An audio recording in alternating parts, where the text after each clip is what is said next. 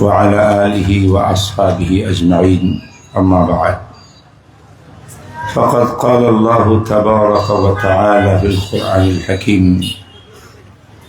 أعوذ بالله من الشيطان الرجيم بسم الله الرحمن الرحيم ومن يطع الله والرسول فأولئك مع الذين أنعم الله عليهم من النبيين والصديقين والشهداء والصالحين وحسن أولئك رفيقا صدق الله مولانا العظيم وقال النبي صلى الله عليه وسلم العلماء ورثة الأنبياء وقال النبي عليه الصلاة والسلام اغد عالما أو متعلما أو محبا أو متبعا ولا تكن خامسا فتهلك أو كما قال النبي عليه الصلاة والسلام درود شريف اللهم صل على محمد وعلى آل محمد كما صليت على إبراهيم وعلى آل إبراهيم إنك حميد مجيد اللهم بارك على محمد وعلى آل محمد كما باركت على إبراهيم إنك حميد مجيد الحمد لله জামিয়া মাহমুদিয়ার 12 সালা দস্তারবন্দি উপলক্ষের আজ প্রথম দিনের আজিমুস-শান মাহফিলের সম্মানিত সভাপতি, মঞ্চে উপবিষ্ট দেশ বরেণ্য উলামায়ে কেরাম, আল্লাহ পাকের শুকর আদায় করছি যে আল্লাহ এই মোবারক মজলিসের মধ্যে নুরানি মাহফিলে আমাদেরকে অংশগ্রহণ করার তৌফিক দিয়েছেন। আলহামদুলিল্লাহ। যেমন যে আপনারা ঘোষণায় শুনেছেন, আমি সংক্ষিপ্ত বলবো, আসলে বয়ান করবেন আমাদের পরবর্তী যারা আসতেছেন তারা বয়ান করবেন। আমারটা বয়ান না, এমনি কিছু সামান্য কথা। কথাটা কি? কথা হলো এই, আল্লাহ পাক উলামায়ে কেরামকে নায়েবে নবী বলে রসুলের জবানে ঘোষণা করেছেন। আল্লাহ রসুলকে ওহী পাঠাইছেন যে রসুল আপনি কথা বলেন যে আল উলামা ওয়ারাসাতুল আম্বিয়া, নবীওয়ালা যত কাজ হে নবী আপনি করছেন, আমি পথ প্রদর্শন করতেছি, সব দিচ্ছি, করাচ্ছি, তৌফিক দিচ্ছি। কোরআনের মাধ্যমে দ্বীনের সব কাজের বিধান আপনার উপর নাজিল করতেছি। ওহিয়ে গায়রে মাতলু আরেক প্রকারের ওহির মাধ্যমে কোরআনের ব্যাখ্যা বিশ্লেষণ আপনার মাধ্যমে আমি জাতিকে শোনাচ্ছি। সেই কাজটা হোক ইবাদতের, সে কাজটা হোক খেলাফতের, সে কাজটা হোক দাওয়াতের, তাবলীগের, সে কাজটা হোক ইলমি গবেষণার, যত প্রকারের কাজ দুনিয়াতে আছে একজন নবী, বিশেষ করে শেষ নবীর জন্য প্রযোজ্য। সব কাজের নিয়ামত প্রতিনিধিত্ব করবেন উলামায়ে কেরাম। কারা? জোরে, আরো জোরে। ঠিক না বেটি? কথাটা বুঝছেন আপনারা? সুতরাং কাওমি মাদ্রাসা, দারুল দেওবন্দের শাখা প্রশাখা সমস্ত প্রতিষ্ঠানগুলো আমাদের আকাবেরি করেছেন নবীওয়ালা কাজ করার মতো ওয়ারাসাতুল আম্বিয়া নায়েবে নবী তৈরি করার জন্য কোনো সন্দেহ নেই। এই নায়েবে নবীরা কি করবেন? এই জামিয়া মাহমুদিয়ার থেকে ফারেক হইয়া পড়াশোনা করে তারা উম্মতকে সহি আকীদা কাকে বলে তার তালিম দিবেন। আকীদার ক্ষেত্রে উম্মতকে যদি কোন দল পথভ্রষ্ট করতে চায়, সমস্ত পথভ্রষ্টকারী বাতিল জামাতের দাঁত ভাঙ্গা জবাব দিয়ে সঠিক তাওহীদ আর আকীদাকে জাতির সামনে স্থাপন করবেন। এই দায়িত্ব কার? নম্বর 2, ইবাদত। ইবাদতের যে ব্যাখ্যা মুহাম্মদ রাসূলুল্লাহ সাল্লাল্লাহু আলাইহি ওয়াসাল্লাম দিয়েছেন, সব রসুলের তরিকায় যা কিছু করা হবে সব ইবাদত। এই ইবাদতের মধ্যে যদি সুন্নতের বাইরে বেদাত আবিষ্কার করে, মানুষকে ইবাদতের ক্ষেত্রে বেদাতের দাওয়াত দেয়, বেদাত করার জন্য ব্রেন ওয়াশ করে, সকল বেদাতি ভণ্ডদের দাঁত ভাঙ্গা জবাব দিয়ে সকল ইবাদতকে নবীওয়ালার তরিকায় রাখার এই জিম্মাদারি উলামায়ে কেরামের। নম্বর 3, মুআমালা আর্থিক লেনদেন, অর্থনীতি থেকে শুরু করে, বিজনেস থেকে শুরু করে, পারিবারিক লাইফ, স্বামী স্ত্রীর হক, সন্তান সন্ততির হক, পিতা মাতার হক, পড়োশির হক, প্রতিবেশীর হক, যত প্রকারের লেনদেন, হুকুকের লেনদেন হোক, আর্থিক লেনদেন হোক, এই লেনদেন মানব জাতির সমাজে আল্লাহর বিধান অনুযায়ী, নবীর তরিকা অনুযায়ী জাতিকে ইসলামী তরিকা শিক্ষা দেওয়া, ইসলামী অর্থনীতি শিক্ষা দেওয়া, ইসলামী ব্যাংকিং সেক্টর শিক্ষা দেওয়া, ইসলামী পারিবারিক ল শিক্ষা দেওয়া, ইসলামী সামাজিক ল শিক্ষা দেওয়া, সব দায়িত্ব ওয়ারাসাতুল আম্বিয়া উলামায়ে কেরামের। নম্বর 4, আমার নবী কাজ করেছেন মুআশারা, অর্থাৎ ইসলামী সমাজ ব্যবস্থা কেমন হবে। মানুষ সামাজিক জীব, একা একা কোনো মানুষ কোথাও বসবাস করলে সে জঙ্গলের পশু হয়ে যাবে। মানুষ সমাজ ছাড়া চলতে পারে না। সামাজিক জীব মানুষ, তারা পরস্পর চলাফেরা করতে কিছু না কিছু বেশ কম হবে, বিতর্ক বাঁচবে, মতের ভিন্নতা আসবে, অনেক সমস্যা হবে। কিভাবে আপনি ইসলামী তরিকায় রাসূলুল্লাহ সাল্লাল্লাহু আলাইহি ওয়াসাল্লামের আদর্শ সুন্নত তরিকায় ইসলামী মুআশারা, সামাজিকতা, সমাজের মানুষের অধিকার দিবেন, আপনি এমনভাবে চলবেন যেমন আমার নবী আমাকে শিক্ষা দিয়েছে। সমাজের মানুষের অধিকার এমন করে ফিরিয়ে দিবেন যেমন আমার আল্লাহ হুকুম দিয়েছেন, নবী তার তরিকা শিক্ষা দিয়েছে। তাই এই ক্ষেত্রেও সম্পূর্ণ দায়িত্ব উলামায়ে কেরামের, রসুলের পরে।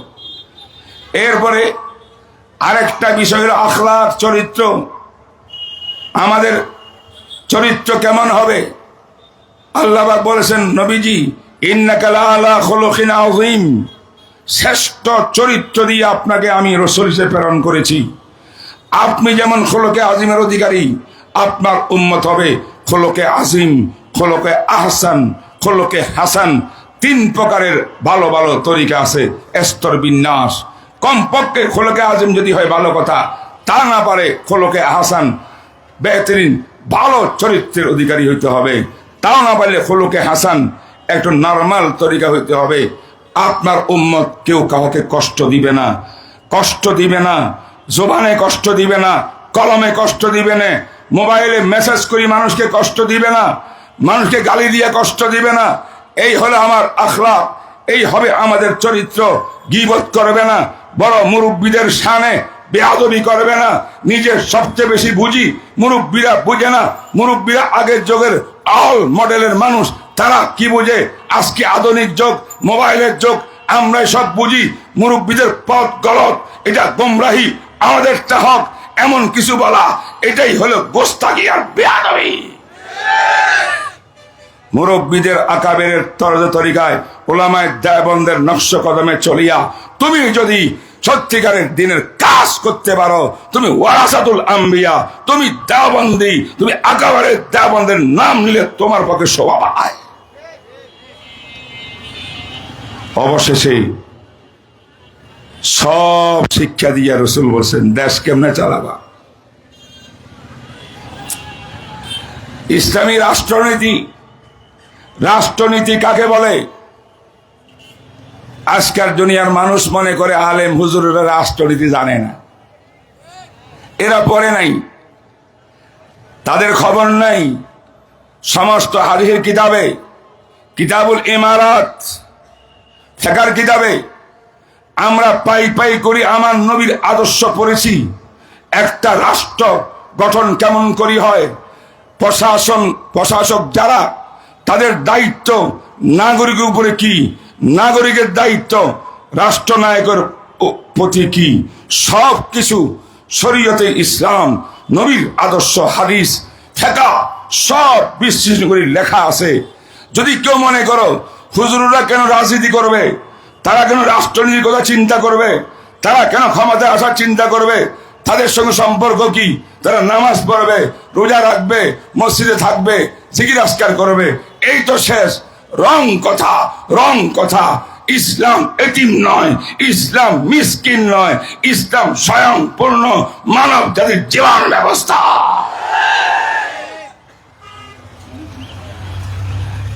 ইসলামী রাজনীতি কেমন করে করবেন সেটাও শরীয়ত দেখাইছে, ঠিক আছে? ইসলামী রাষ্ট্রনীতি শরীয়ত দেখাইছে। আমার নবী রাষ্ট্রনীতি কায়েম করছেন, রাজনীতি করেছেন। আমার রসুল অর্থনীতির ব্যাপারে রূপরেখা দিয়েছেন এবং পারিবারিক ল হিসাবে রূপরেখা দিয়েছেন, সামাজিক ব্যবস্থার রূপরেখা দিয়েছেন। সব ক্ষেত্রে যত কাজ রসুল করেছেন, মানব জাতির পূর্ণাঙ্গ জীবনের সব ব্যবস্থা, সব ক্ষেত্রে উলামায়ে কেরাম রসুলের নায়েব, রসুলের নায়েব। তাবলীগের ক্ষেত্রেও উলামায়ে কেরাম রসুলের নায়েব, জিহাদের ক্ষেত্রে উলামায়ে কেরাম রসুলের নায়েব, অর্থনীতির ক্ষেত্রে উলামায়ে কেরাম রসুলের নায়েব, রাষ্ট্র পরিচালনার ক্ষেত্রে উলামায়ে কেরাম রসুলের নায়েব, রাজনীতির ক্ষেত্রে উলামায়ে কেরাম রসুলের নায়েব, ইবাদতের ক্ষেত্রে নায়েব, সব ক্ষেত্রে উলামায়ে কেরাম রসুলের প্রতিনিধি, নায়েবে নবী। তারা যেই সিদ্ধান্ত দিবে এটাই হবে সত্যিকারের ইসলাম। কথা কি বুঝছেন? আমি আয়াতও বললাম না, হাদিসও বললাম না, ব্যাখ্যাও দিলাম না। আমি একটা কথা বলতে আসছি, এটা আমাদের পেগাম। আমার এই কথা, এটার ব্যাখ্যা বিশ্লেষণ হাদিস কোরআনে লম্বা চূড়া উলামায়ে কেরাম বয়ান করবেন, আমার সময় সংক্ষেপ। এই কথা কি বিশ্বাস করেন? উলামায়ে কেরাম নায়েবে নবী বিশ্বাস করেন কি? শুধু আকীদার ক্ষেত্রে, শুধু ইবাদতের ক্ষেত্রে, হ্যাঁ, জিকিরের ক্ষেত্রে, আর ক্ষেত্রে নাই? সব ক্ষেত্রে ইসলাম কারোর থেকে ঋণ করিয়া কোনো কিছু আনতে হয় না। ইসলাম স্বয়ং সম্পূর্ণ, পৃথিবীর সমস্ত তন্ত্রমন্ত্র ইসলাম থেকে উদার নিয়ে যাইতে পারে। ইসলাম কারো কাছে ভিক্ষা করে না। কিন্তু আমাদের এই সমস্ত সর্বক্ষেত্রে ইসলামকে প্রতিষ্ঠা করতে হইতে উলামায়ে কেরামের নেতৃত্বে প্রয়োজন হইল। আমি তো তালেব ইলম ছাত্র, যারা উলামায়ে কেরাম আছেন বয়ান করবেন আমার পরে, আগেও বয়ান করেছেন, উলামায়ে কেরামকে হইতে হবে সাচ্চা আলেম, যে আলেম আমলওয়ালা আলেম এবং ইখলাসওয়ালা আলেম। তিনটা জিনিস প্রযোজ্য। 1 নম্বরে সঠিক এলেম, 2 নম্বরে এলেম অনুযায়ী আমার আমল, 3 নম্বরে এলেম আমলের সমন্বয়ে আমার মধ্যে ইখলাস, লিল্লাহিয়ত, যাকে বলা হয় ঈমানী শক্তি। ঠিক না বেটি বলেন? যেই দিন ঈমানী শক্তি বৃদ্ধি করতে পারবো, রুহানিয়ত আনতে পারবো, দুনিয়ার সব ক্ষমতার লোভ লালসা ত্যাগ করে কোরআন সুন্নাহর ভিত্তিতে, কোরআন সুন্নাহ আল্লাহকে রাজি করার জন্যে আমরা যখন কাজ করব মাঠে ময়দানে, ইনশাআল্লাহ এই দেশে উলামায়ে কেরামকে বাদ দিয়ে কোন পার্টি, কোন দল এই দেশের নেতৃত্বের চিন্তাও করতে পারবে না। ঠিক না বেটি বলেন? তাই আমি মাঝে মধ্যে বলি, কথা এটাও বলে যাই, অনেকের চিন্তা ভাবনা, মহা একটা সুযোগ এসেছে 5 তারিখের পরে, দেশটা নতুন করে স্বাধীন হয়েছে। এখন এই দেশের নেতৃত্ব কারা নেবেন? সবাই দাবিদার। এরা বলে আমরাও তো কিছু একটা করছি, এরা বলে আমরাও তো অনেক অবদান আমাদের আছে, এরা বলে আমাদের অবদান আছে। সব অবদানের দাবিদার, আর এই দাবি দিয়া ক্ষমতা দখল করতেও চায়। কোনো সমস্যা নাই, আপনাকে জাতি ম্যান্ডেট দিলে আপনি ক্ষমতায় যাবেন, সমস্যা তো নাই। কিন্তু কথা একটা, উলামায়ে কেরামের কথা। আমি উলামায়ে কেরামের একজন মুখপাত্র হইয়া বলছি, আমি আলেম না, আলেমদের খাদেম। আমার বক্তব্য হইল, আপনি যদি ম্যান্ডেট নিয়ে সরকারের গদিতে বসতে চান, তাইলে 1 নম্বর শর্ত, যারা যাবেন তারা এই ওয়াদা করে যাইতে হবে, মুসলেখা দিয়া যাইতে হবে, কোরআন সুন্নাহ ভিত্তিক দেশ চালাইতে হবে। আব্রাহাম লিঙ্কন বুঝি না, মাও সেতুং বুঝি না, গণতন্ত্র বুঝি না, ওই তন্ত্র বুঝি না। আমরা বলি ইসলাম, মুসলমান, মুসলমানের জন্য আছে একমাত্র ইসলাম। ঠিক না বেঠিক কোন? 2 নম্বরে, ক্ষমতায় গিয়া ওয়াদা মুসলেখা দিবেন। আমার রসুলের সামনে সারা জীবন যারা বেঈমানি করে আসছে, সবচেয়ে বড় অপরাধ, সবচেয়ে বড় অপরাধ খতমে নবুয়তকে নিয়ে তামাশা করা। আমার রসুলের খতমে নবুয়তকে নিয়ে যারা উপহাস করেছে কাদিয়ানি বেঈমানের দল, তাদেরকে, তাদের জন্য আন্দোলন করতে করতে আমাদের মুরব্বীরা কবরে চলে গেছে, অনেক রক্তপাত হয়েছে। ব্রাহ্মণবাড়িয়ায় কত মানুষ শহীদ হয়েছে, আরো বিভিন্ন এলাকার ভিতরে কিচ্ছু হয় নাই। বিগত কোন সরকার আমাদের মুরব্বীদের দাম দেয় নাই।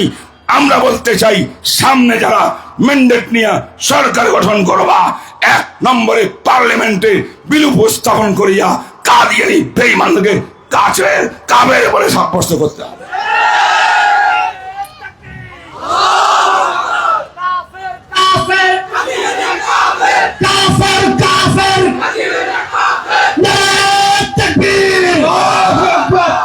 দুই নম্বর, হিজবুত তাওহীদ নামে একটা কুফরি দল আছে দেশে। তাদের বক্তব্য, তাদের লেখনী পড়লে আপনি দেখবেন কাদিয়ানি কয় কারণে কাফের। যদি কাদিয়ানি 10 কারণে কাফের হয়, হিজবুত তাওহীদের মধ্যে ভাবেন 20 কারণে তারা কাফের। এই ভণ্ডরা বিগত সরকারের আমলে সরকার থেকে সুবিধা পাইয়া সুবিধা নিয়া আমাদের মুসলমানদের উপর নির্যাতন চালাইছে, ইচ্ছা মতো যেখানে সেখানে আস্তানা গাড়াইছে, কথা বলছে, বক্তব্য দিয়েছে আমাদের বিরুদ্ধে, কোরআন সুন্নাহর বিরুদ্ধে। আমরা বলতে চাই, আগামীতে যিনি সরকার গঠন করবেন, হিজবুত তাওহীদকে ব্যান করতে হবে, ব্যান করতে হবে, ব্যান করতে হবে। নম্বর 3, আরেকটা হলো, আমার দেশে সুন্নতি লেবাস পোশাক, বুজুর্গদের তরিকার উপরে বেশভূষ ধরিয়া কিছু খুনি দেখা যাচ্ছে, খুনি, রক্তের পিপাসা আছে না নাই? আমার ইমান, উলামায়ে কেরাম শুনুন সবাই, আমার বিশ্বাস, দাওয়াত তাবলীগের অনুসারী কেউ মানুষ খুন করতে পারে না। যারা খুন করেছে তারা মানুষ হইতে পারে না।